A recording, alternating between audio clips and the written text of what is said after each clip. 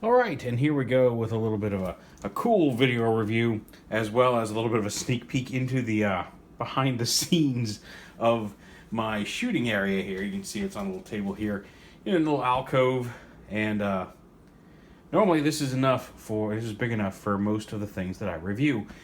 This is a 19-inch tall Dark of the Moon Optimus Prime from 3A. I met them. I've been talking to them on Twitter for a while. I met them at TFCon this past weekend, and was allowed to review this Dark of the Moon Prime, which is just absolutely stunning. We will get some close-ups here shortly, but really, really very cool. Now he's got his head, the top of his head comes off. If I can get it out of here, so you can put some batteries in, because he's got, and then there's a tank on his back, which we'll show off in a minute. Magnets hold it in place, but you push that, and his eyes light up.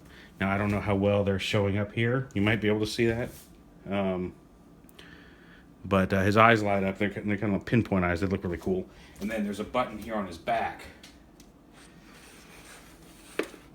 The batteries go, and then you pull the top of this tank off, put 2 batteries in there. There's a little button right here that you need a little tool, and they give you a little tool here.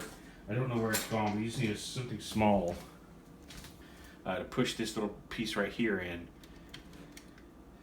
And that lights up the lights here on his waist as well.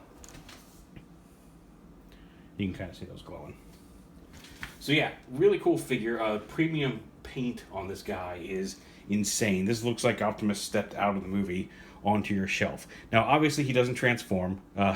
Probably the one negative on this guy, and there's a few pieces you have to snap on yourself. These doors snap on. Those are a little scary to snap on. But the doors, the headpiece. See, these flip up. There's a couple of the wheels here on the leg, which I'll show off here in just a minute. Snap on some little panels here on the leg as well.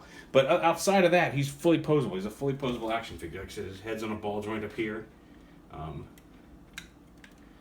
A decent range of motion. You don't want to go too far again, because he is wired. Although I guess that's all contained internally in the head. But decent range of movement there in the head. The shoulders, you can hear them ratchet and click up. The doors are on ball joints, so those can rotate up out of the way.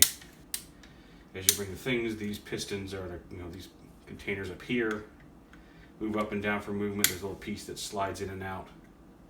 Up here on the shoulder, shoulder pads move. There's a bicep swivel, nice ratcheting. Joints at the elbow, the fingers are all individually articulated at each of the knuckles. Obviously, there's a ball joint at the wrist. And he's got a little peg hole in his hand. The 3A exclusive, or the Bambaland exclusive, came with a blaster. He does not come with a blaster. He does come with a couple of other weapons, though.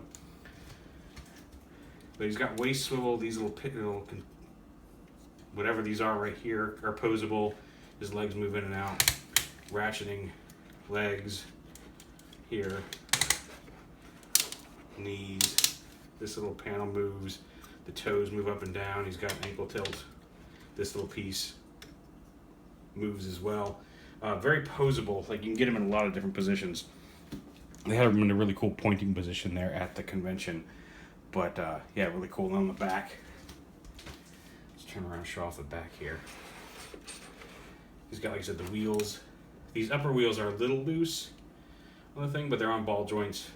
Ball joints, you can move the wheels out of the way. These little panels right here attach. I just detached this one, but these peg in to a little peg right here on the back.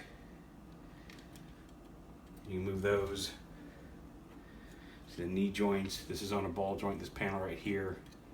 Just about any panel that should move out of the way for him to walk and articulate does in fact move out of the way, so he can walk and articulate, which is really pretty cool. But just beautiful detailing overall.